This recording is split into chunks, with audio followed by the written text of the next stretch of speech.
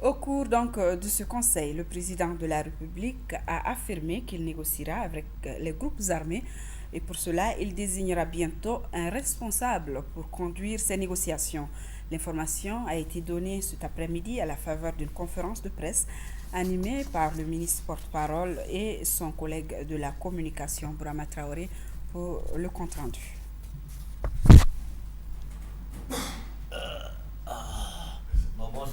De la communication et de l'emploi font le point du premier conseil du nouveau gouvernement.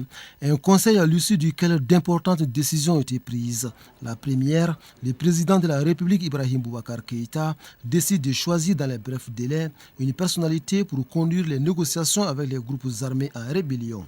Pour le moment, on ne peut rien vous dire sur la date de démarrage de ces négociations, mais vous pouvez comprendre que déjà le fait qu'une personnalité soit prochainement nommée indique que les négociations ne devraient pas trop tarder dans la foulée. On peut parler en termes de semaines. Le but fondamental est de trouver une solution définitive à la crise sécuritaire au nord du pays. Une autre décision importante prise par le gouvernement, c'est la dotation de chaque région du Mali d'une agence de développement régional. Principale raison invoquée, développer l'économie régionale. Avec un portefeuille d'action, avec des ressources identifiées et des partenaires stratégiques.